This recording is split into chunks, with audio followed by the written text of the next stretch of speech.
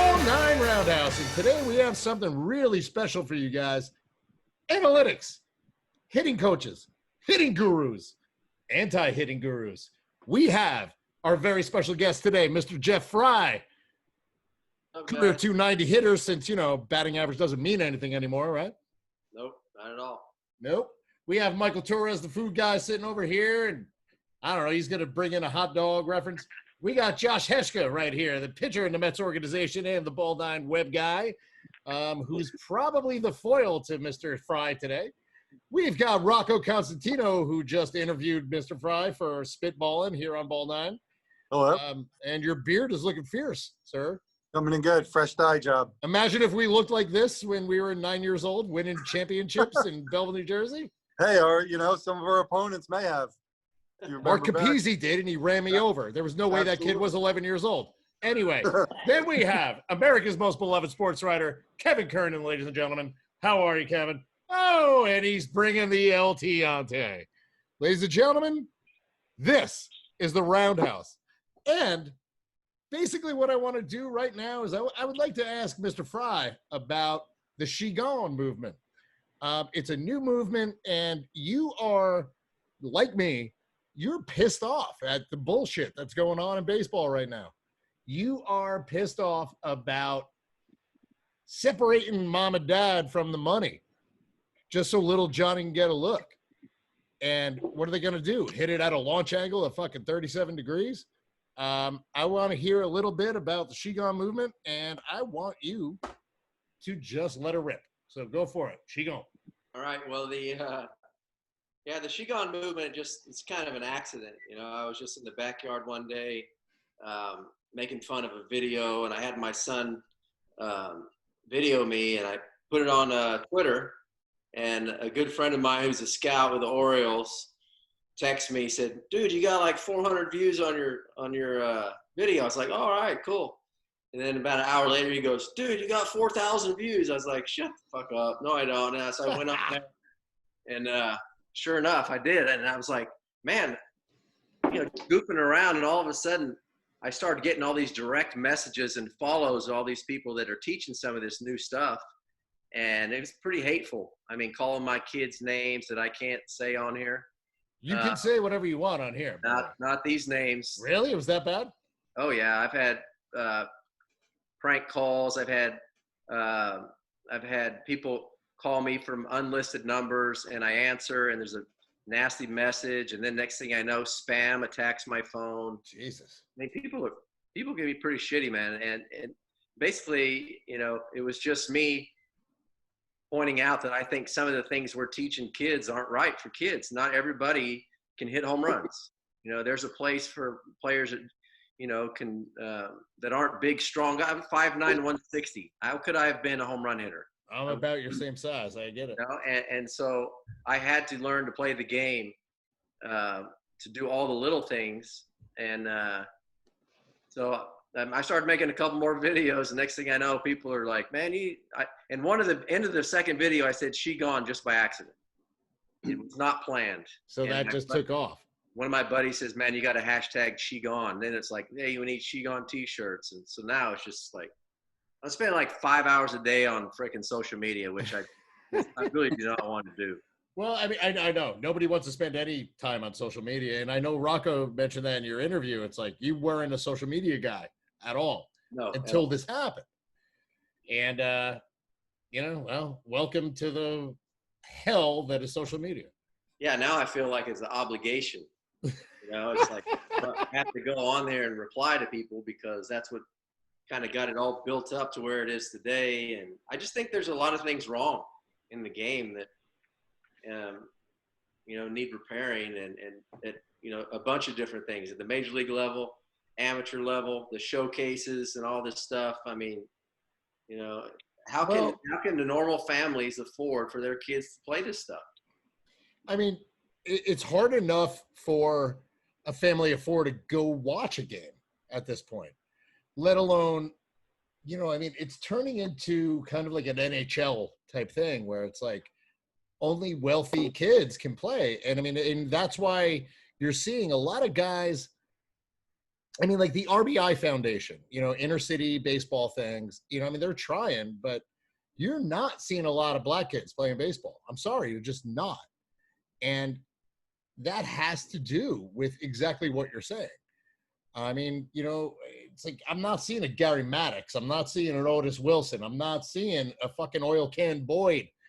I'm seeing a bunch of kids come up that, are named like Chase, LeMahieu or something, I mean, like, I'm curious about what you guys think this is doing to the talent pool. And obviously, look, there's no there's no PG, there's no perfect game. There's none of that shit in Latin America.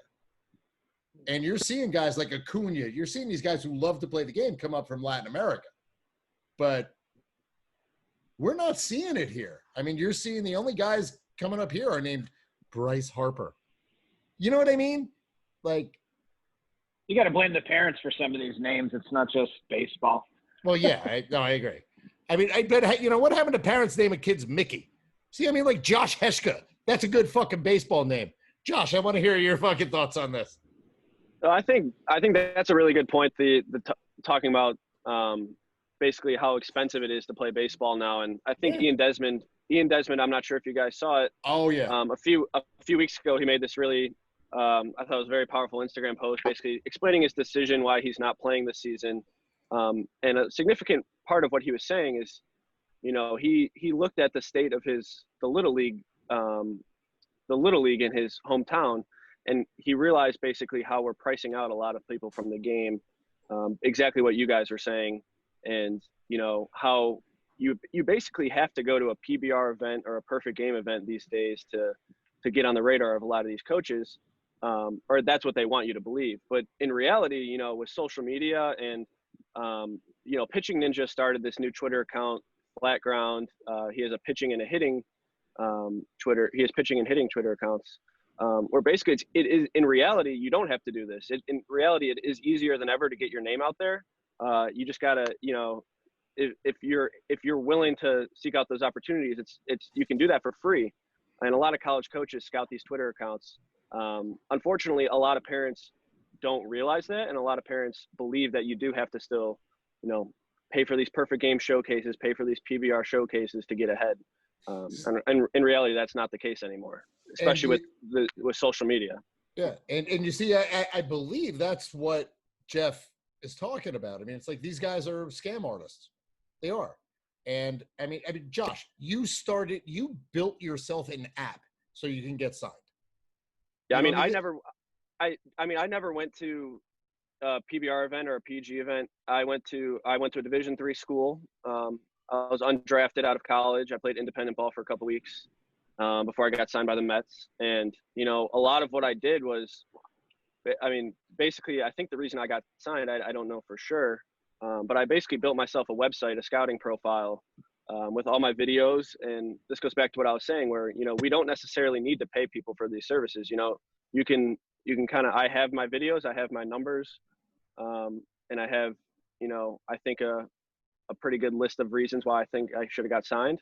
I basically added every single scout I could find on LinkedIn and sent them a link to my profile. And, obviously I didn't get drafted, but I believe one of the Mets people I was talking with on LinkedIn was very supportive of my idea and of my profile. And I think that might've been the reason I got signed. I don't know for sure, but I didn't need any of that other stuff. Well, so you didn't go through, Perfect Game or No, I didn't. PBR. So you didn't go through that. I mean, you did it. And may I mention, you're a submariner. So you throw that's part of the reason, by the rubber. honestly. I mean, you're an old school guy. But here's the question. And now here's where things might get a little hairy. You're a submariner. You're a guy who throws from down by the rubber. Nobody can see where the hell the pitch is coming from. You said you pitched to what, a 1.7 ERA in single A last year? 1.2. Oh, shit. Jesus Christ. Okay. Sorry. Sorry. That's a big 1.2. difference. But so now, how the fuck does Rapsodo and all this shit help you? I mean, how can you get better than throwing a 1.2? What are you going to throw, a 0.69? What are you, fucking Bob Gibson? This is where I want you and Jeff to to actually talk about shit. Well, I also want to hear Kevin's thoughts on this when you're done. okay, I think this all boils down to kind of a misunderstanding about player development and a misunderstanding about what analytics actually is. At the end of the day, you know, and I can get into this more as we go through this call, but, you know, I think at the end of the day, analytics on a team level is about winning games. It's about scoring runs. It's about preventing teams from scoring runs, the other team from scoring runs. And on a personal level, it's about being the most effective pitcher or hitter you can be in order to, while you're in games, you know, get either prevent less runs if you're a pitcher or score more runs if you're a hitter or contribute more runs to your offense, right? So I think there's a misunderstanding about what analytics is and what it does. And like I said, I can get into that a little bit more. I guess my question for Jeff is, what do you think is the biggest problem in Major League? I know you said there's problems through all levels of baseball, but I guess my question is, what do you think the biggest problem in Major League Baseball specifically is? Rob Manfred. It's the only correct answer. Jeff and I agree. Yeah. I think there's just too many people in the game that didn't play and that are trying to use all the data. So I'm not against data at all. I mean, a lot of people probably think that, but I'm not. When I played, I would always look at the printouts they give us in the locker room, see how I did against this pitcher. I would walk up to home plate. We didn't have, I'm so old, we didn't have the Not that old, Jeff. Jesus Christ, come on. The radar gun readings, you know, on the scoreboard like they do now. So I wanted to know how hard a guy was throwing. So we had a scout behind home plate with a radar gun, and I would walk up to home plate and look at him, find him, and he would hold up a couple fingers. You know, whatever he held up like this was 90, like this would be 93. If he was like this, it'd be 88. So I would have an idea how hard this guy was throwing because, you know, we didn't know when you're going up there. You just have to use your eyes to try and judge how hard he's throwing. So I just think there's just too much use of this data in game situations where you don't allow the people who've been in this game forever to run the game and use their knowledge of the game they've gained over years and years and years about whether or not this guy can face another hitter, right? Just because a guy goes 6 innings and has 88 pitches, but the third time through the lineup, the other team hits 400 against him, doesn't mean he can't get the next 2 guys out. You don't give him the opportunity to do it because the stats say his numbers aren't good in this situation. So I think we're taking the human element out of it and almost turning it into like a video game where everything's got to go by these stats, and we can't trust this manager who's been manager for 30 years based on his experiences. And I think that's hurting the game. See, I'm going to agree with you 100% there. And I know, Kevin, didn't you just speak to Luis Rojas about this kind of thing? You were talking to a couple managers, Kevin, where and the weird thing is, like, this 60-game season, we might have to see managers manage. And I don't know if half of these guys know what the hell they're doing. Kevin, I want to hear your thoughts on that. Yeah, I think this is going to be the year to manager. It's short. There's not the analytical data that you can use all the way through. The sample size is short. So what we're going to have here is we're going to have managers finally managing. But here's my problem. The kids, and I appreciate Josh, and certainly Jeff, I know these players. I've interviewed thousands of players through the years. Here's what's missing from the game. All you got to do is go back and watch from the 80s. The games are on now. You see first and third. You see situations, a guy moving a guy over. And I get what Josh is saying about preventing runs and getting runs, but they're really not trying to score runs. They're trying to hit home runs, and that's a huge difference.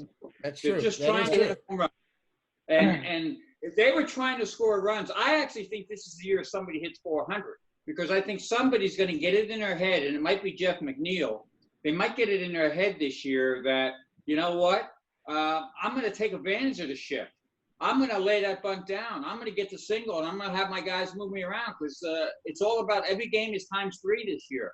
So I think this is a year where analytics have to take a back seat. Of course, the elephant in the room, which we haven't even addressed yet, is the Ivy League guys. And Josh is a clear example of a smart guy who got himself drafted and is also a talented pitcher. So that's tremendous. But most of these guys, they won't go out and find guys like that. Josh had to make them find him. I had a scout tell me the other day, and I'll drop this and listen to you guys talk about it. But I had a scout tell me the other day, the draft now, and if you look at the draft isn't about, especially this year's draft with Rob Manfred making it five rounds. The draft is the draft this year is kind of a joke because everyone who was drafted was from like a Big Ten school, SEC. They're not drafting people from all over anymore, you know, and they're just going the easy way. The big colleges have become their minor leagues, and all they're looking at is data instead of looking at the player. Like Jack McKean told me when he drafted Tony Gwynn in the 3rd round, nobody knew about Tony Gwynn. He was a basketball player. Jack saw him play in a couple games against the Padres. Yes. Jack, this is a great story. Tony Gwynn was a great basketball player for San Diego State. So all the scouts would go on early in the year, scouts would hit San Diego State because it's warmer, obviously. Out in San Diego, they don't want to freeze their butt off somewhere. So Tony's not playing. So all of a sudden, they're playing. Every year, the San Diego State would play the Padres in an exhibition game to kick off the season. You get the stadium ready for everything. And Tony gets up against Major League pitching, doubles again, and Jack turns to his scouting director and says, "Who's this?" And he goes, "Oh, that's Tony Gwynn. He's a basketball player. He's not a baseball player." And Jack said, "Forget this. We drafted him.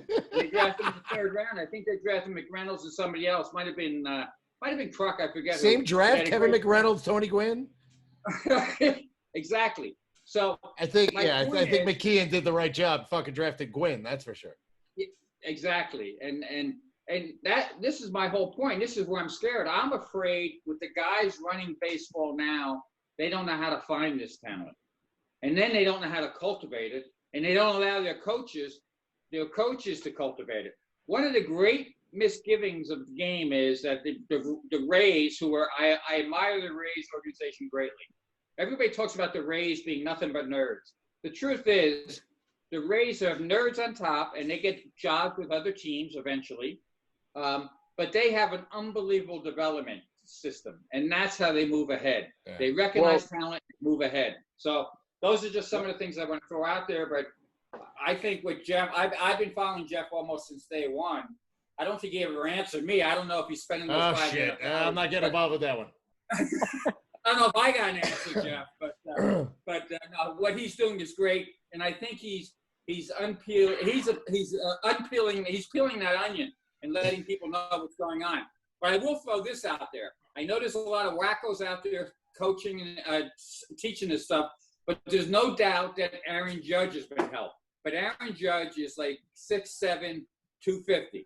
So maybe it works for him, you know, that launch angle thing there, but it's not going to work for everything. One size does not fit all. I'm going to tell you one thing. I'm going to tell you one thing really quickly. I mean, especially about Judge is I was in Tampa. I went to spring training, you know, Yankee spring training, I don't know, 3-4 years ago, whatever the hell it was. And all of a sudden I see this big giant come out there. And wearing number 99. I was like, and I didn't even know who the hell he was. I was sitting there with my uncle, and we just had a nice spring training day. And he's like, that's Aaron Judge. I'm like, who the hell is Aaron Judge? He connected, and he hit a double down the line, and I had never heard a ball hit a bat like that before. And that was great. And that's Aaron Judge should be a 330 hitter. He shouldn't be a 240 hitter hitting fucking 50 home runs. I'm sorry. He shouldn't. And that is what I think is wrong. And that's what I think is going on. Wait, Josh, I'll get back to you I swear to God, I'll get to you in a second. Rocco's just sitting there. I need to write down everything I need to say. Rocco's just sitting there with his thumb up his ass. So I want to ask Rocco. I mean, Rocco, you're an athletic director at a junior college. How do you get your guys noticed without all of this shit? Like, how does that work? It's great, and our baseball team's real successful here in Santa Barbara. And last year we sent our top 3 pitchers to Tulane, Arizona, and UC Santa Barbara. You know, 3 big time schools, and they're pitching well there. But But you come to one of our games and, well, behind home plate, there's scouts with radar guns and clipboards. And, you know, and it might be scouts of summer teams or scouts of major league teams, but it's still that, you know, there's still that element there. And I'm just, you know, hoping that doesn't go away.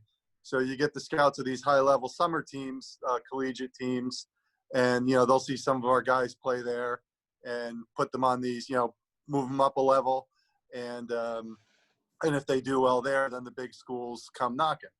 And that's been a big contention of mine with the analytics stuff is these baseball people that Jeff talked about. I just can't understand how they're devalued. You know, 30, 40 years experience in the game that have seen everything.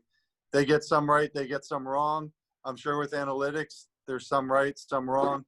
But I personally just think it should be a marriage of the two and kind of not one way or another. Interesting.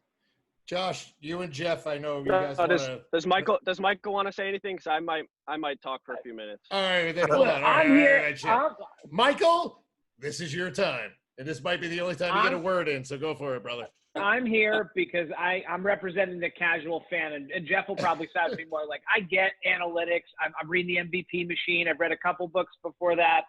I understand it. I respect it. It doesn't do anything for me. I like baseball for baseball. I like to listen to baseball on the radio versus the TV when I'm doing yard work in my yard. And so I grew up. My father did it with me. You know, my biggest problem with the game nowadays is that they won't let the game grow for the casual fan. And I have 4 kids. My kids, I can't get them to watch a baseball game because it's boring. They don't see any fun in it.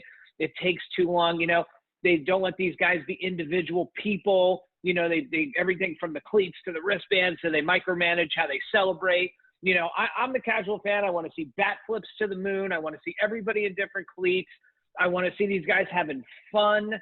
And then I'll listen to the stat stuff too because I believe in it, but it's just not why I watch or listen to baseball. I like baseball for old school, pure baseball. I'm tired of the shift. I'm tired of one DH and no DH. Like, give me a universal DH. Give me bunts so we could get rid of the shift. Like, give me old school baseball. I'll be the happiest guy in the world. Now you guys could argue.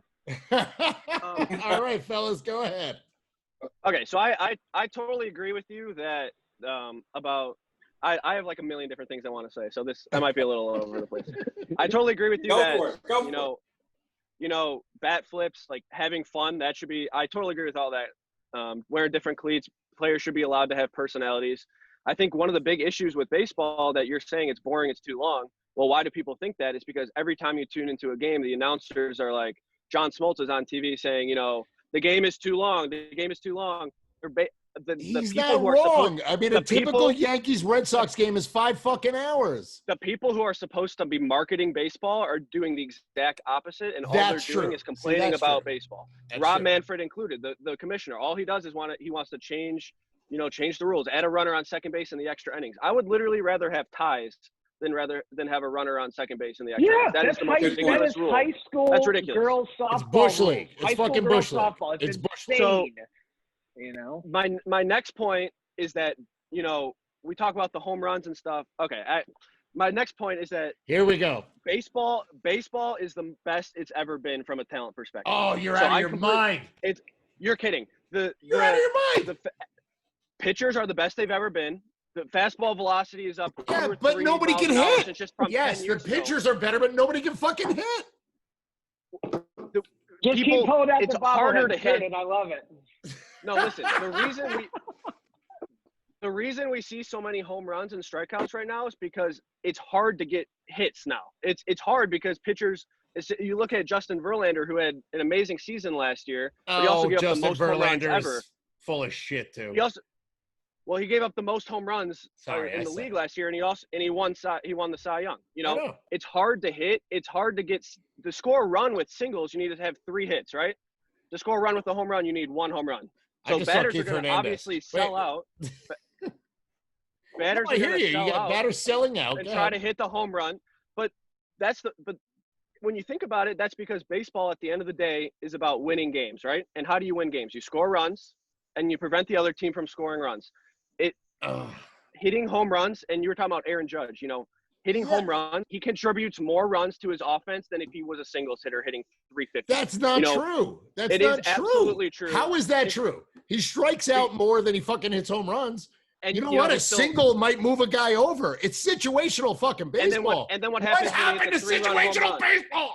Oh, God. So the reason there's, and this might, go over some heads just because you guys probably haven't, like looked into this. Like Say I have. It. We're old, Josh. Yes, we're old. Yes, no, I know. Listen, batting average, on base percentage, slugging percentage, the classic triple slash, right? So, on base, I mean, I'm not a believer in batting average personally. I think that's the last number you should look at. There's a new stat. So on base, I can't wait for Jeff to answer that one. I'm guessing Ted Williams would disagree with you. Yeah, Ted Williams would disagree. So batting average is a great stat for seeing how good someone's hit tool is, right? Yes, but it's not a great stat for showing how much they contribute to their team's offensive production. How? When at the end of the day, how? Tell me how. Because if you hit three? How is it not? Okay. How is it not? If a guy hits fucking 400, how is that not better than Joey Gallo hitting fucking 220, hitting fucking home runs every day? How is that not better? That means you're putting more guys on base. You're putting more guys in a chance to fucking score than just striking out. I don't know. If you hit 400, hold on. My dog is going nuts. I'm going to let you guys go for 30 seconds. Just go. I'll be right back. If you hit 350 with all singles, and then you have a guy hitting 250, with all doubles and home runs, the guy with the doubles and home runs contributes more to his offense. So there's a stat called weighted on base average, which essentially takes into account basically every event that you can do on offense: singles, doubles, triples, home runs, walks, hit by pitches, stolen bases. It's basically an evolution of the on base plus slugging concept, right? So slugging percentage is the number of total bases you have per at bat, right? So if you're slugging 1,000, that means you average one base per at bat. So weighted on base average is actually an evolution of that, in the sense that when you're talking about slugging percentage, doubles are twice as beneficial to an offense as a single. Home runs are four times as beneficial to an offense as a single. But in reality, it's not the case. Home runs are actually less than 4 times as beneficial than a single. Doubles are less than 2 times as effective as a single. And walks and singles aren't exactly the same, because when you hit a single, you can move a guy over, right? I'm agreeing. Singles might be a little undervalued at this point, but weighted on base average basically takes into account the average number of the average number of runs that each event contributes to an offense, right? So, and if you don't understand, please ask. No, I get it. I get it. I get it. But someone like Aaron Judge consistently has one of the highest weighted on base averages in the league. When you look at someone like, someone who, Ichiro, for example, great singles hitter, but didn't contribute as many runs to the offense as someone else. Yeah, but he was more fun to watch. More fun to fucking watch. But if I'm a coach, ladies and gentlemen, Jeff Frye. Here we go. I want to win. I do. We're fans. Josh, you're on the baseball field. I know you don't give a fuck if it's fun or not. We are watching the games, and it's boring. It's boring. Not you. I want to watch you throw from a fucking submarine angle. That's interesting to me. I want to see guys hit singles the other way. I want to see Ichiro fucking slap one and somehow be halfway down the line at first base when, before the ball even lands. That is fun. Fucking what Billy Martin did. Hit and runs were fun. Stolen bases were fun. Like the havoc that a great base runner creates. Like Jeff said, it is 40-40, and then Justin Verlander and Garrett Cole striking everybody out. I think that's which is great, dude. I love strikeouts too, especially because I'm a Yankee fan and I want to see Garrett Cole strike everybody out. Don't get me wrong. But at the same time, I tried to watch some of the Yankees summer camp thing. It was unwatchable because it's literally everyone striking out. It's unwatchable. I mean, and granted, it's a practice. It's not how much fun are you going to have watching a practice? I got to get over to Jeff Frye right now because I think he's got a good answer for this, and I'm going to just sit back and listen. So, ladies and gentlemen, Jeff Frye. Yeah, I think a big part of all the new numbers, the new made-up stats, is that this game survived 140 years before this shit came around. It did. And I'm an Aaron Judge fan, but Aaron Judge couldn't hold Ichiro's jock. Ichiro, and the first series he ever came to Toronto, He played 4-game series, and I've never in my entire career seen one player dominate baseball game 4 days in a row like he did. Offensively, defensively, on the bases, he put on a freaking show, and we were in awe of this guy. He could do anything on a baseball field to help his team win. Just coincidentally, his team that he played on won more games in a season, I believe, than any team. That Mariners team. So, but a lot of it to me is the made-up stats to try and make things seem important. And, you know, I don't know if they've ever – I've said this a few times. Okay, so I hit 290 in my career. I guarantee I hit 50 That doesn't matter, Jeff. I guarantee I hit 50 ground balls to second base during my career to move a runner to third that helped my team win a game. And that's not reflected in my numbers. I would have hit over 300 in my career. So how is that not important as far as creating runs for your team? There's no points for that. But obviously, having a runner at third base with less than 2 outs is important to an offense. And I think that, you know, the great teams that I've seen are teams that manufacture runs. And another thing is with the home runs, guys don't cut down on their swings anymore with 2 strikes. They don't choke up anymore because the guys upstairs say, why are you changing your swing? You have a better chance to drive in runs hitting an extra base hit or a home run. So don't change your swing with 2 strikes. That's why the strikeout totals are astronomical. You know, they tell these guys upstairs, guys who didn't play, tell guys who are playing, you know, what they should do. And I think part of the deal with all these people in the front offices and running their teams is they don't understand the unwritten rules and things like that of the game that we grew up with. Okay, why do you think the Houston Astros cheating scandal happened? Because the dudes behind the dugout don't know that you're not allowed to fucking cheat and steal signs before somebody throws the ball. Yeah. Anyway. Which is really And insane to me because also, the Astros have probably one of the best fucking player development systems in the game. And because, you know, and that's where I think analytics are useful for player development, especially with pitchers. And Josh, I know you can agree with this. For hitters, I don't see it. Pitchers, yeah, I get it. Spin rate and how you can Rapsodo and how you can just fucking sit there and figure out exactly what you're doing and working on your mechanics. But like Jeff just alluded to, I think it's making hitting obsolete. It is. I mean, like Kevin, you mentioned Tony Gwynn. When are we going to see a guy hit like that? Fucking even Jeff, you hit 290, you could have hit 300. When are we going to see a 300 hitter? It's like, that's what, you know what, guys want to see players on base and base running and the havoc it creates. Like, you know, I mean, like when Ricky Henderson got on base, I wanted to see what the hell was going to happen. And if he's just swinging for the fences every time, he's not getting on base. And that, to me, is what it's like. That's what's wrong with baseball at the professional level, you know. And it can't be 3 true outcomes. It can't.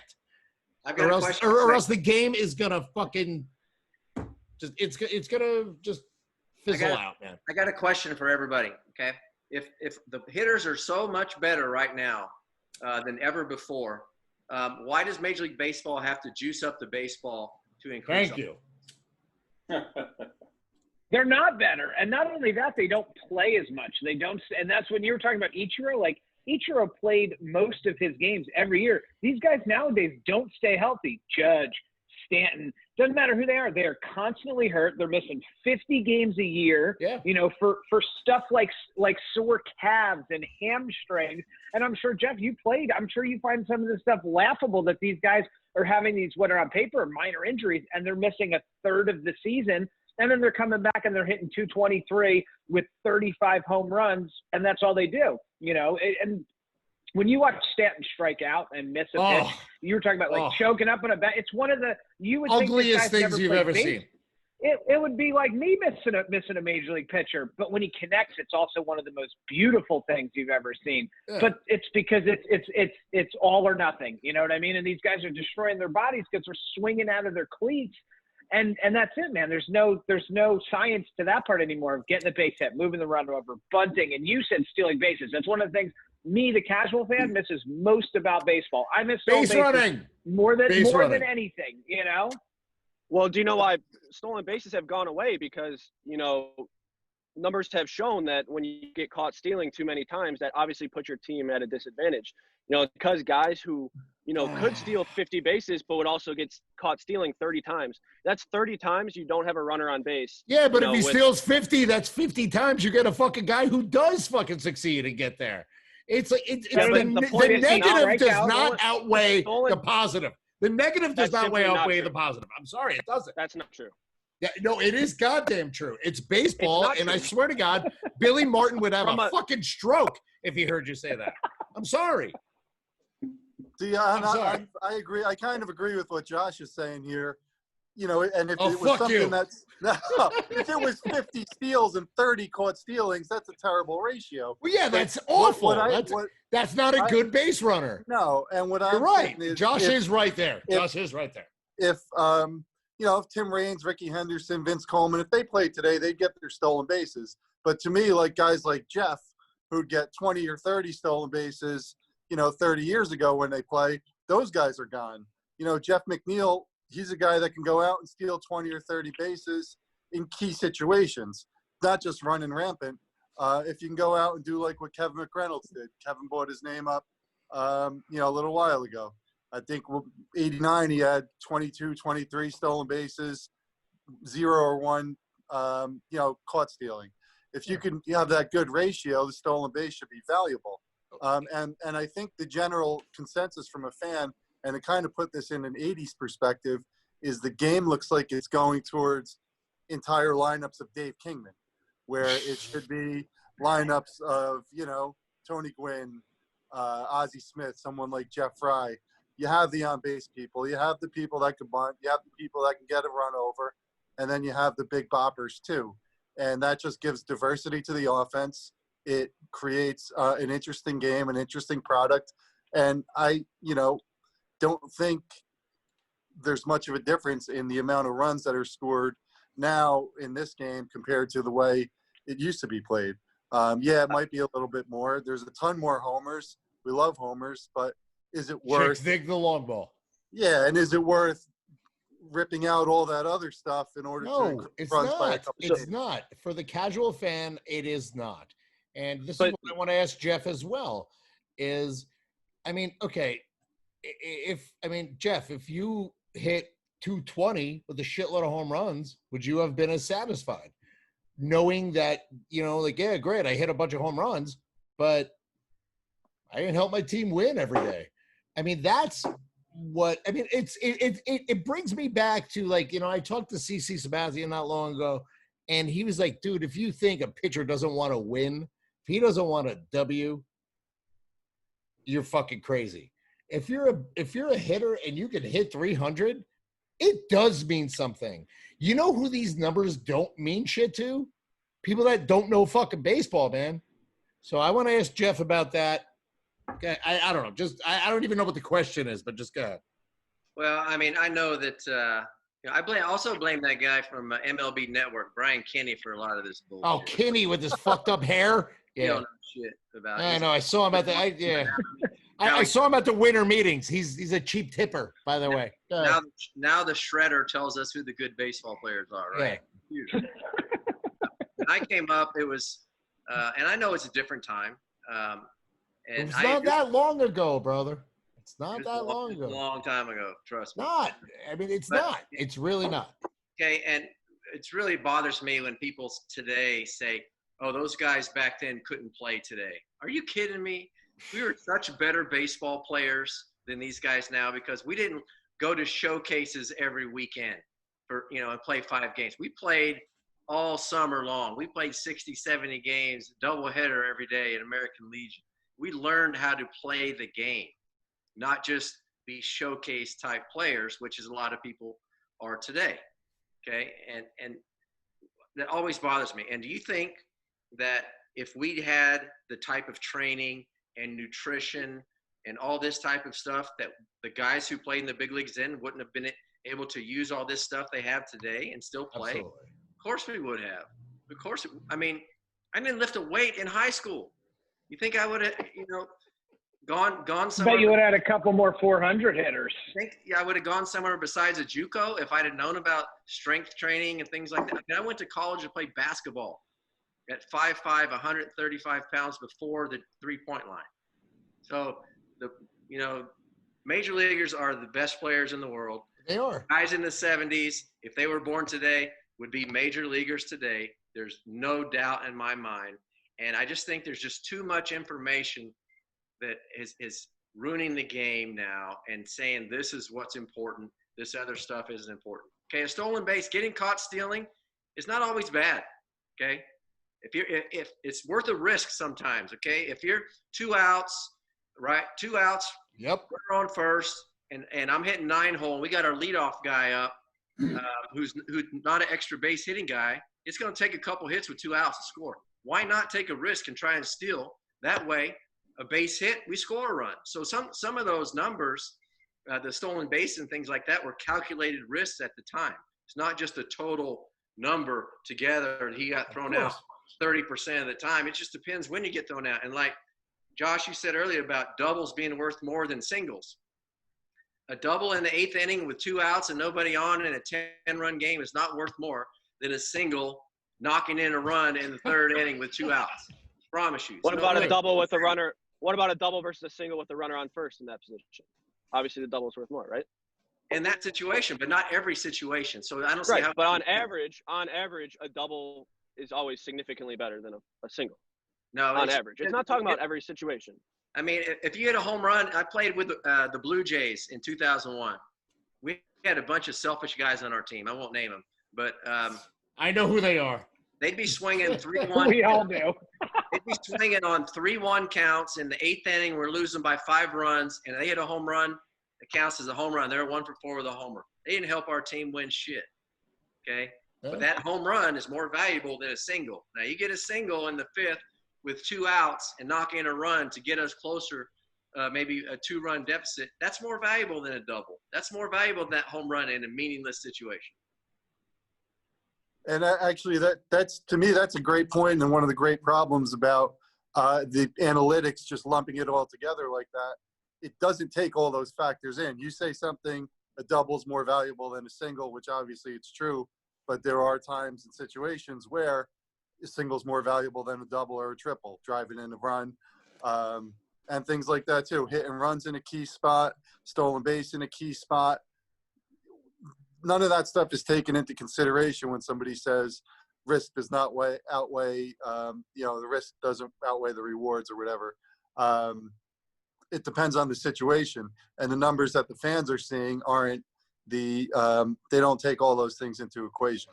Well, I would like to ask Kevin right now. I know you speak. I know you. Every time I talk to you, you tell me you're talking to a scout and whatnot. What do the scouts think about all this shit, man? Like, it's weird. It's honestly weird. And I mean, every time I talk to you, you're like, I talked to a scout. What the fuck do the scouts think? Because they probably have no idea what the hell they're trying to do right now. Well, the scouts, like a lot of people now, feel like they're not being appreciated, and their information is not taken into account. And again, scouts see the game just like Jeff was saying.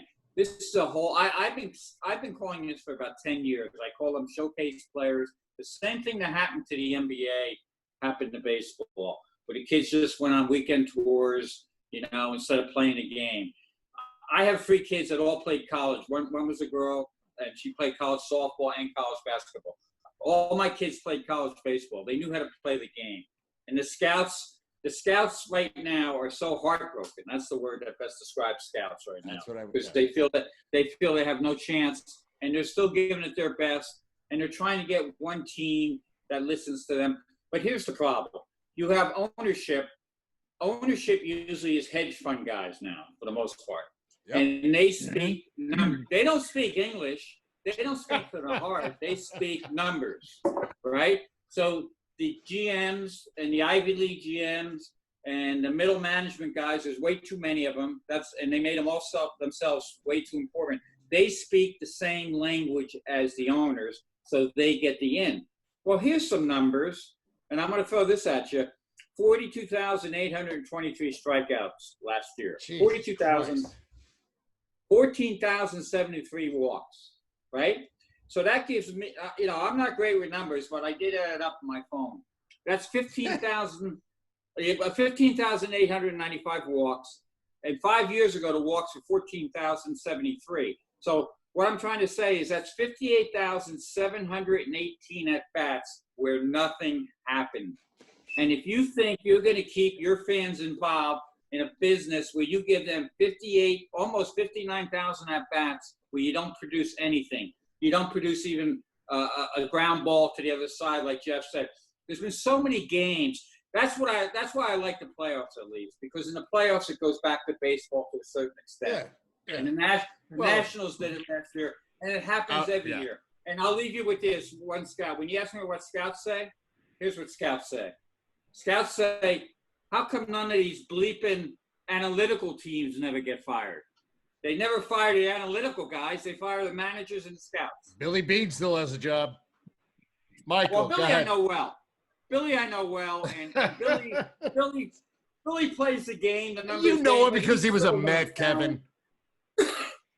Well, Billy, he went to Mount Carmel High School. He did. I know. Yeah, Billy's what still was there? Was there? He was a talented player that never reached his ability. Yeah. He got drafted by the Mets, didn't he? Didn't Beane get drafted by the Mets? Yeah, he did. And the Astros, a lot of these teams come in, their previous administration drafted all these guys who are any good. Go look back at some of the Lunow draft picks. Oh, yeah. They weren't successful. So it's a big thing, but they have the power. They have the numbers. And again, it'd be nice to have a little blend of both. We all want that. That's all we want. One side is taking over. That's all we want. That's why I'm hoping this year is a little different because of the 60 games. I think that's all we want. Michael, I know you want to say something, then I want to get to Jeff, and then I'm going to wind it down. So go ahead, Michael. I was just going to say, out of all those numbers that Kevin just dropped, I bet there's probably like 16 bunts last year. And that's the part where, again, like you watch a baseball game on TV and you're doing something, you look up, shift. Every guy gets the shift. If they've got some of these fundamental baseball things back where they taught these guys to bunt, they could just lay one down on the third baseline, shift would be gone. It would be gone as soon as people started showing they could bunt when they put the shift on. But instead, they put the shift on and the third baseman kept, and the third baseman right into it. Yeah, they play the pull. They play the pull, and the hitters don't know how to hit. So this leads me to my screaming at the TV. I know, and this leads me to my next question to Jeff. How the fuck do these guys learn how to hit again? Like, what are we ever going to see it? I mean, are we just in one of those weird places now where, all right, well, this is what baseball is, and maybe it will police itself, and maybe it will fix itself? Jeff, you know hitting, and I want to ask your opinion on it, and I want to hear your opinion on it. So yeah, they don't have to learn how to hit because they're being allowed. I mean, they're making $30 million a year, striking out 200 times a year. So why should they change? Very good point. When Rob Manfred mentioned something about outlining the shift, I laughed my ass off. I'm like, oh, these players are so stubborn and so inept at hitting the ball the other way, and they're not even really willing to try it. They're so stubborn that we're going to go ahead and change the rules for them to make it easier because they just can't hit the ball. Can you imagine? You know what I would have hit? I mean, we already have the Buster Posey rule where you can't run over a catcher, and I grew up as a catcher. I used to love getting run over and holding on to the ball. I mean, what the fuck are they doing to the game? I would have hit 350. Thank you. Easily. You learn how to adjust. You have to make adjustments. You have to take what the other team gives you. If the team's giving you a bunt, third baseman's back, lay down a bunt. All right. Yeah. And they don't do that anymore because they don't have to. You just keep swinging for the fences.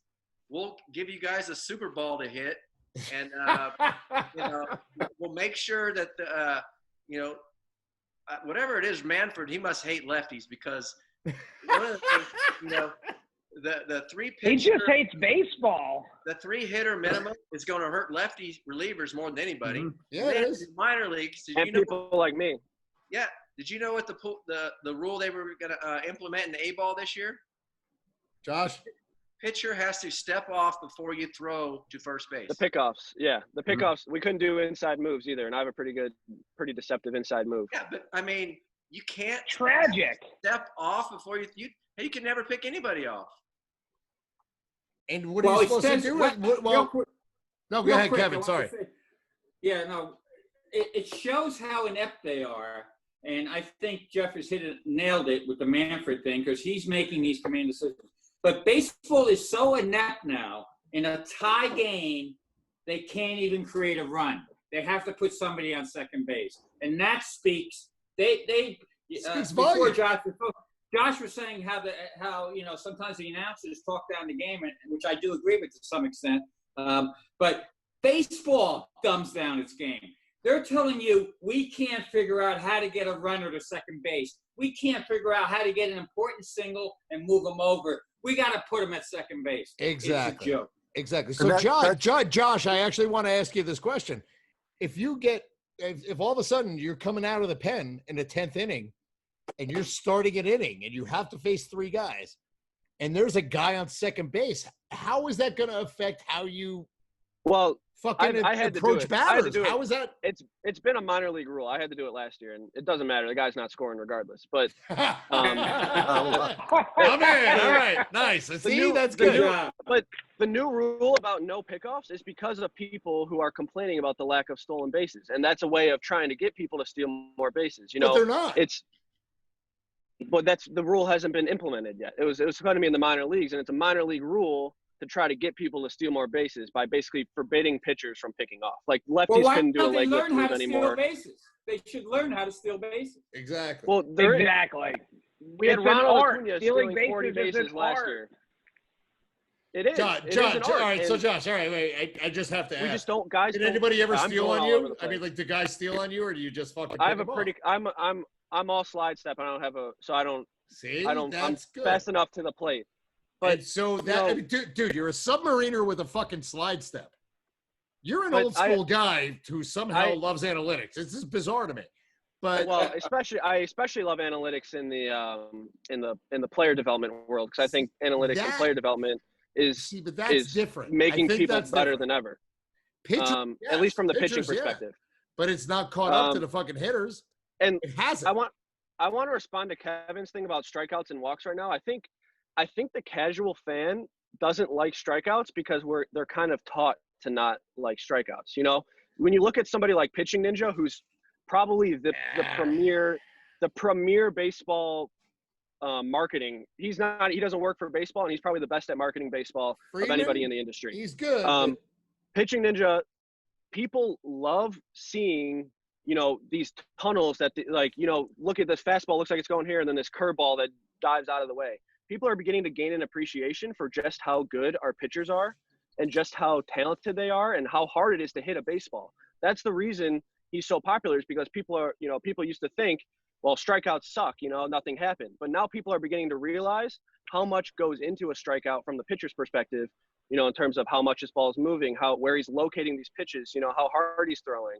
So people I go back to Bob Gibson. Gibson, Tom Seaver, all those guys, and they knew how to pitch as well.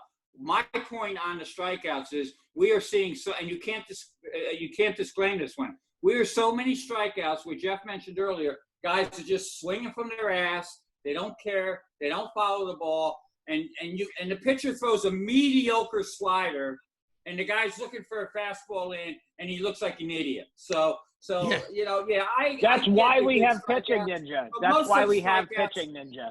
Yeah, most of the strikeouts are just guys. You know who waiting didn't for- have fucking Pitching Ninja? Ron Guidry. And when he struck out 19, like legitimately struck out 19, those were guys who could hit. I was talking to Louis Tion again. I talk to him all the time. Somehow I'm friends with Louis Tion. It's really weird. And he just says if you don't have location and if you don't know how to pitch, striking out 20 guys on a team now doesn't mean a goddamn thing.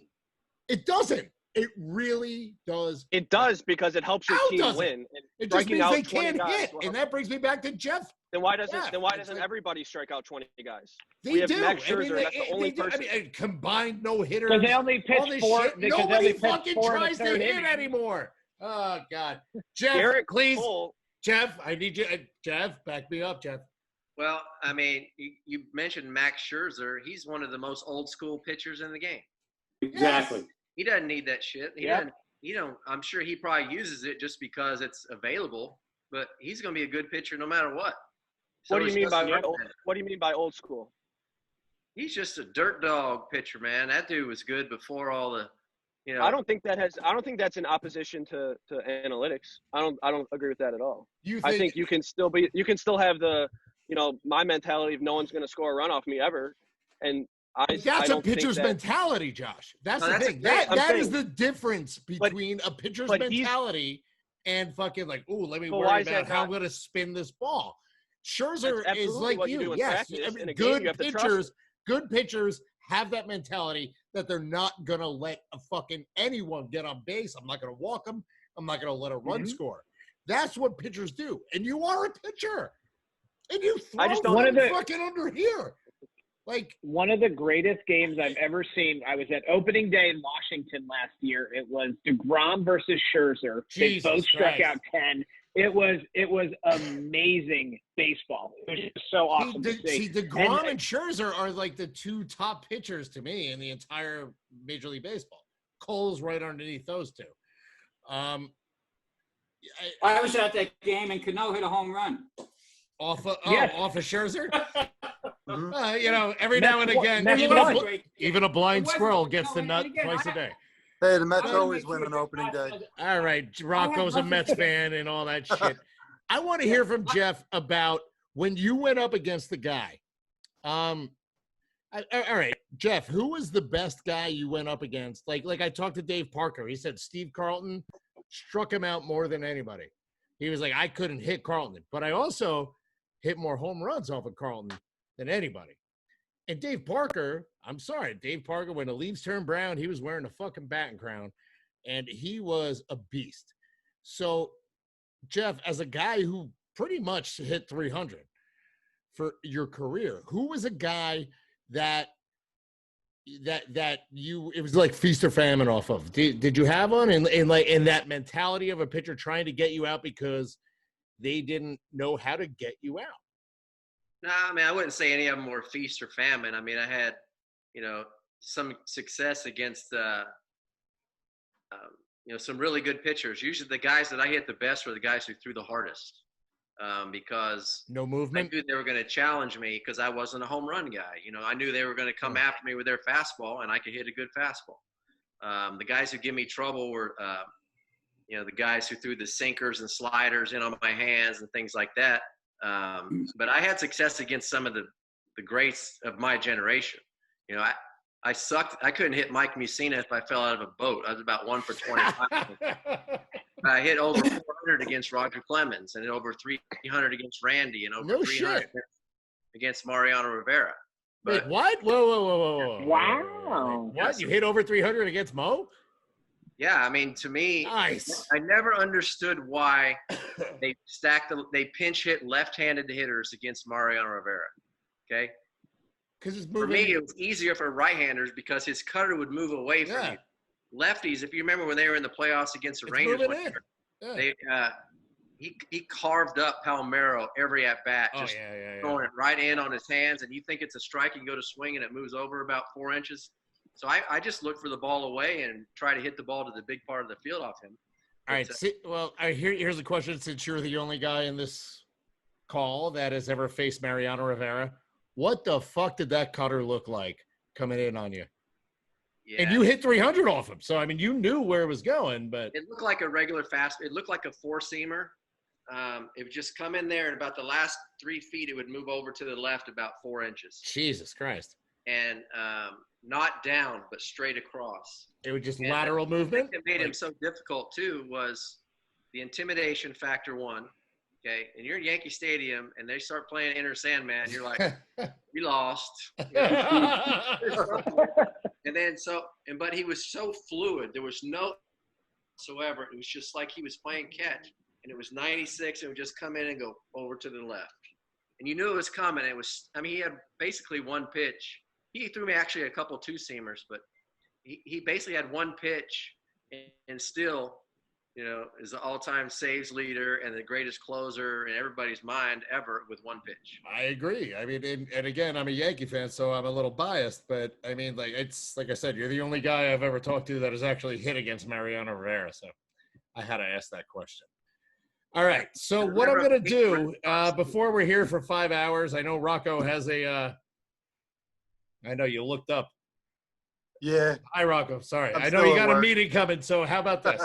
I'll edit that part out. I'm going to go – Michael's eating and shit. I'm going to go around. I'm waiting to eat. I'm being polite. I know. No, you can eat. I don't give a fuck. I'm smoking a cigar, dude. I'll edit this part out. I'll go around. I'll start with – I would like to end on Jeff, if that's cool, Mr. Frye. I'll go Michael, Rocco, Kevin, Josh, Jeff, if that's cool. And we'll just go around. Michael, okay. So here we go. Boom. Nice transition. Michael Torres, tell me one last thing about, the casual fan and what you're missing about the game. I think the casual fan nowadays is really what we got to focus on. I'm going to watch 162 games. I'm going to listen to games. I'm going to watch other. I'm going to watch other teams. Like, I'm a baseball guy. They already got me. But if they have to start going after the people they don't have, because my generation, the generation before me, as we get older and they die off, the young generation isn't into baseball. They're into video games. They're into. They got to figure out some way to make the game affordable. Guy with 4 kids, it's $1,000 outing to take 4 kids and my wife to a baseball game. And they got to find a way to make it fun so people see it and they're like, oh, that was awesome. I want to watch that. And I think those are the 2 things as the casual fan to get my kids to get into stuff like baseball and not Fortnite is what the game needs. And would you think like your kids would be more into it if guys weren't striking out left and right, or what? I think that if the game it was a little faster and the guys were wearing Fortnite cleats and Minecraft batting gloves and I'm gonna hold off on that one, but okay. That's what kids want nowadays. It's going to be hard to pull the young generation into baseball because you know what, man? When I was a little kid, all I wanted to see was Willie Randolph get on base and hit 300 and steal a base and still turn a double play when fucking Hal McRae's taking his legs out. That's what I think we're missing. But that's my best memories of being a kid is doing yard work with my father on a Saturday, have Phil Rizzuto on the radio. He had this 8-track player in the garage with these big giant speakers. And we would do yard work and we would listen to Yankee games. And that's some of the best memories I have as a kid. Absolutely. Nowadays I put the Yankees on and I got 4 kids that are like, oh, we got to listen to this. Well, it's because they don't exactly know what the hell John and Susan are talking about. Yeah. At least Phil Rizzuto was like, it's raining. I'm out of here. The money store. All right. So, Rocco, I would like, like I said, as a JUCO athletic director, what do you want to see happen for your guys? Like, how does this help your guys? Like your baseball coach, you've introduced me to your baseball coach and he's a great guy. What does he think about it? How do we make this happen? How do we get baseball fun? He's really good. He's great at that, at the combination of using analytics for player development while also still, you go to a game, you'll see hit and runs, you'll see bunts. I go to every single game. I make, whether I have to be there or not, I love watching it. We have Rapsodo, we purchase it, we use it, and it's beneficial. And that's what I like about them, is that he does still try to teach, and he's been highly successful. Our team, we have one of the most successful JUCO programs in Southern California, which is a hotbed for baseball. So he does a great job with that. And just kind of also in general, what I'd like to say is I really love what Kevin said, where it just seems like today's players are too stupid, but for Manfred to have you can say it. It's fine. You can say it. You can't figure out how to get a guy to second, so we're going to put him there. I think that's what's missing. It's the natural evolution of the game, and the game evolves. You can go back to the 1950s and hear guys from the 1920s complaining about, hey, today's players don't know what the hell they're doing. That's been going on for 100 years. But it seems like the natural evolution of things isn't happening anymore. If you would have put the shift on in the 80s, you would have had guys going the other way. And sure, they shifted on Ted Williams, and he's going to go out and try and crank home runs. That's fine. And, you know, in the 69 World Series, the Mets shifted on Frank Robinson. Yes, but sir. Now, and those guys, you know, you shift on Joey Gallo, you shift on guys like that. Yeah, but that's because they can't hit the other way. Right. I mean, like, and they're shifting on non-home run hitters now too, and those are the guys that are refusing to put a bunt down, and that's kind of what drives people nuts. I'm rambling. I want to hear what Jeff and Josh has to say. And Kevin, you're not rambling. It's fine. I do call that the Mark Teixeira syndrome, because he went from being a 330 hitter to being a 240 hitter with the Yankees and a shitload of home runs. And once he only decided to pull the ball and try to hit home runs. I'm going to go to Kevin now.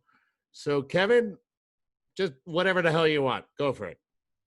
Well, I think, I've been watching baseball since 1961. I've been talking to players since 1977. I played baseball. I played high school, played college, nothing like these guys. I get it, where they're coming from, but I understand the game.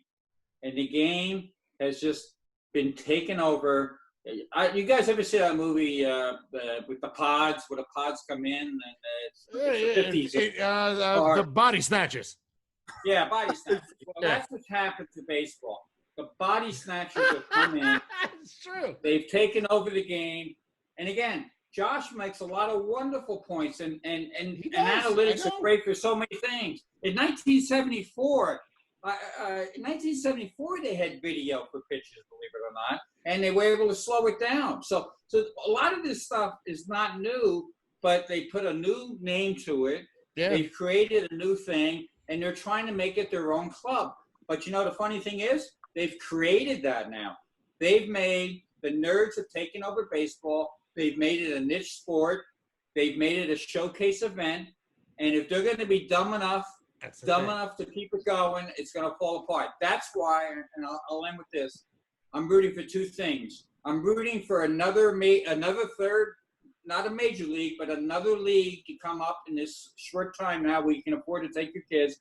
And the other thing I'm rooting for Alex Rodriguez to get the Mets. Simply because Alex and I are very close. I love Alex. He's made a lot of mistakes in his life, but of all the baseball players I've met in 30, 40 years, no one knows the game, loves the game. Guy loves the game. The game. I think he'd be better than Steve Cohen. I think he'd be better than Steve Cohen. And my wife is friends with Alex Rodriguez's wife, whoever the hell that. Nice. Yeah, whoever that broad is. Well, they'll be perfect. I don't know. She has something. She does something. Whatever. But I think you're right. And here's the thing. Like, I think A-Rod buying the Mets and like bringing somebody, like I think he would be the next Steinbrenner. I think we need a baseball owner that loves it. Like, I want to see Mark Cuban buy a team. I was going to say he's more Mark Cuban than George Steinbrenner. I would see him which is fine. It's cool. Sitting with the fans and yelling. I just went on a radio show in Cleveland and they asked me all about George Steinbrenner. I'm like, yo, dude, he's from Cleveland. What the fuck do I know? In any case, they won't let certain guys buy teams though. They won't let guys buy teams. Well, they won't let Cuban. They will not let Cuban buy it. But Cuban tried to buy the Cubs. Yeah. If Alex gets in, he'll change the culture. Because I won't mention the player, but this is one quick story. Alex is at this player's house. Mention the player. Now I gotta hold on to this one. My memoirs. Alex is at this player's house, and this player is really famous and everything else. And, Albert Bell. No, he's at the house and he's Mel Hall. flipping the I don't know. He's flipping Otis the TV Nixon. around.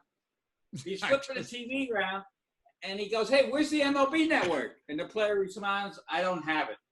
So that player who's well known didn't have the MLB network, and Alex was devastated.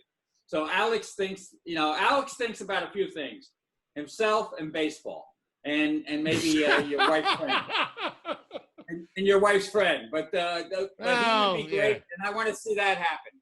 Well, hey, listen. I mean, if all goes according to plan, I hope to be assimilated by A-Rod Corp. So Excellent. If all goes well.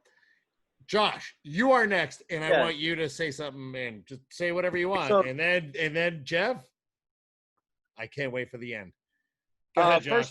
First thing I want to say is I think I did a pretty bad job of articulating some of the stuff I wanted to say. So I'd love to start a column or something on BallNine about, and maybe try to elaborate some of my points a little bit more once I have numbers and stuff in front of me where I can do that, because I think that could be a good perspective. Just great idea. In terms of a different perspective. So maybe I can. Maybe Josh, I can I want to do the whole fucking on the farm thing, and like I said, I mean, I want to send you guys. I want to send the entire Mets organization Piss Excellent shirts. So there's that. I need one of those. I know you need one of those. The rest of them have to buy them, though. You're the only one who gets them for free.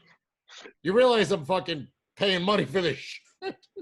Go, Josh. Go. The second thing I want to say is, what I think are the biggest problems in baseball right now, and it's not. I don't think it's analytics. I don't think it's the nerds running the game. I think there's two main issues.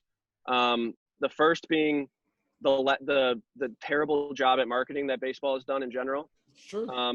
And then the second being, teams tanking and basically half the league, wanting to lose on purpose to win games. And I think, or to get higher draft picks.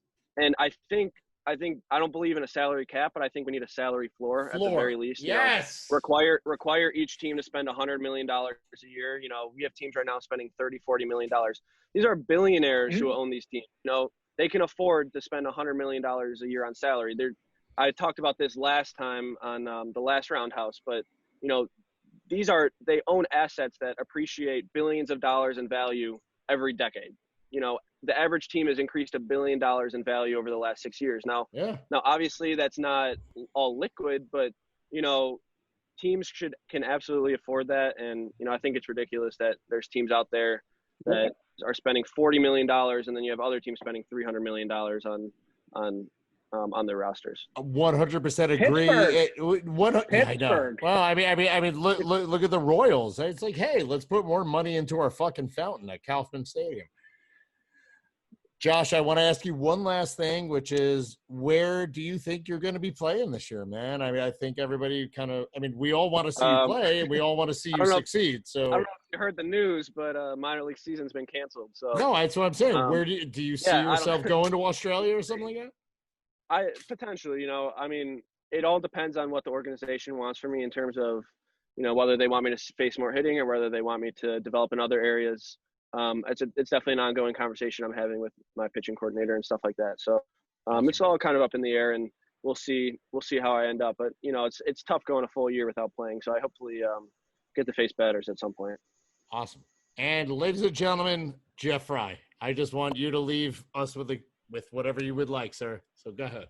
Well, first of all, I want to wish Josh the best of luck in his career.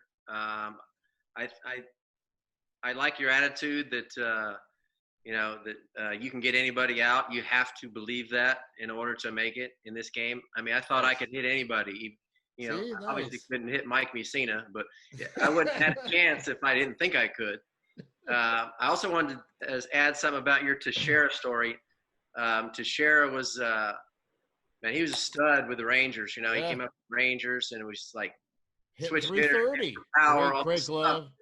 And they started shifting on him. And I know a couple players went up to him and said, "Hey, Tex," he said, "hey, late in the game when we're down by 2 runs or something and they're shifting on you, lay one down." And he said, "I get paid to drive in runs." And they said, "No, we get paid to win baseball games." Yeah.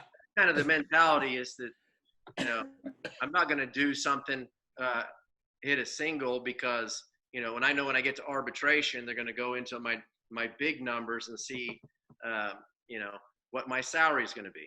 Anyway, but as far as the that's fantastic. That's a great story. As far as the I appreciate you guys having me on here. I'm just a old school guy who happened to take advantage of his opportunity and played for 15 years, and it was a different time, a different game. I know if I'd have had some of this stuff that they have now, I would have used it, but it wouldn't have been my sole focus. I wouldn't have trained differently as far as working on my, the launch angle of my swing. I wouldn't have done much different except use maybe the numbers to help me facing a certain pitcher, okay? Or maybe look at the defensive shifts and see where they're playing me, and now I can adjust my approach at the plate to where I want to hit the ball. I mean, I would adjust my stance based on the situation, okay? If I knew there was a runner on second base and my sole job was to move him to third, I would move off the plate, and the entire at bat, I would focus on one thing, hitting a ball to the right side to move that runner over to help my team win. Because I knew if I came in the dugout and he was still on second, my manager was pissed off, because that's the way Toby Hara, my manager. I wouldn't want to piss off Toby Hara. That's the way they played. So that's the way the game was played during my era. And I know it's a lot different now. And I mean, as a baseball fan, my whole life I've been a baseball fan since I can ever remember. I used to put my transistor radio out in the driveway and imitate everything that happened with the game, throwing the ball against the wall. So I've been a fan my whole life. And it's hard for me to watch a 9-inning baseball game nowadays. And I love the game. Well, you do have to kind of carve out about 6 hours to watch a 9-inning baseball game now. Just not enough action, in my opinion. And nothing happens. So while I do agree, look, listen, I love the fact I love everything Josh said. I love everything you said.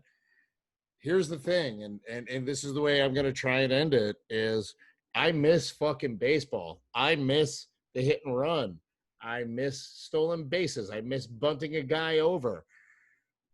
I mean, is it high risk by the numbers? Sure. But do you think Billy Martin would ever say, well, this is a little too high risk? No. And he would win a shitload of championships. So I want to thank you guys, all of you, Jeff, Michael, Josh, Kevin, Rocco. I want to thank you guys for being on the Roundhouse. That was a hell of a lot of fun, man. I really look, these are always fun.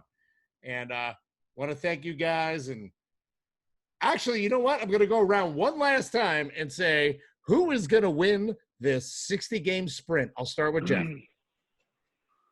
Oh, I didn't even have a chance to think about that. I know. That's we're going. Okay, real quick, I have to add one thing. Okay? Yeah, go ahead. It's not a risk for a manager to put on a hit and run if he has confidence in the guy at the plate. Thank you. Confidence in the guy at first base that he's going to get the sign, and no matter where the pitch is, this dude's going to put it in play. That's not a risk.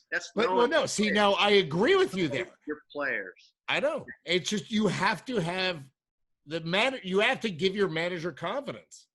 Yep. And that's one thing that every guy I've ever interviewed has told me is like, you show your manager that they can be confident in you and they will let you run every situation. Yep. And these guys are not showing that. Are you running a fucking Jeff? Are you running a hit and run with Joey Gallo? Come on. No, not swing and miss, guys. But anyway, my team to win it is the Oakland A's. Oakland A's. All right. We're going to go Michael. Yankees over Dodgers in 6. All right. Fair enough. Josh? The New York Mets. Michael, you're a Yankee fan. Josh, you are a Met. I mean, do you want to go but I'm being time or no? I mean, like, you don't have to That's do not that. even that hot. It's not even that hot of a take. They have probably the best pitcher in the NL for sure. Probably the best pitcher in baseball. They do. Cespedes looks like he's back. So, I think Mets are actually not a bad pick, though. That's true. I'll expand on that. Oh, shut up, Rocco. All right, Rocco, go ahead.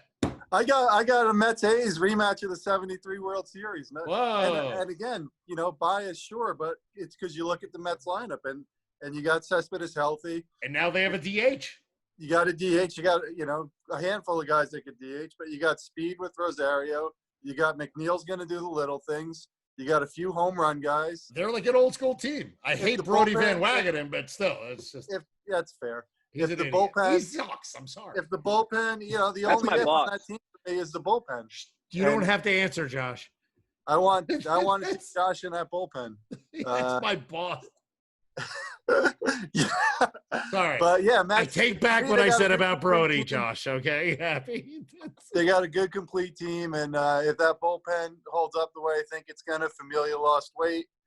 Betances, let's see him healthy. Diaz bounce back. Betances. And let's go from there. All right. And no, you know what? So right now it looks like the Mets, and I'm afraid to ask Kernan because I think he's going to say the Mets too. Go ahead, Kernan. No, I'm going Nationals. Nationals again? Yes, because they have even without Rendon.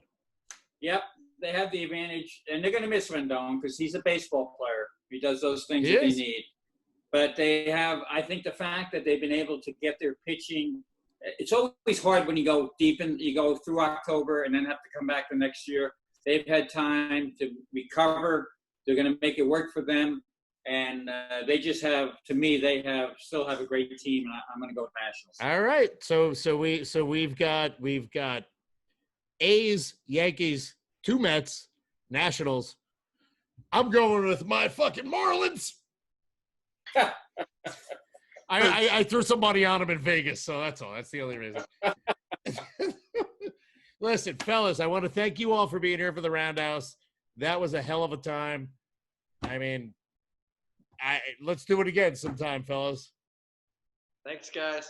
Thanks, guys. Thanks, Jeff. Jeff. Thank you. Michael, Josh, Kevin, Rocco. I love you all. Thank you so much, guys. Let's do it again sometime once the season starts. How about that?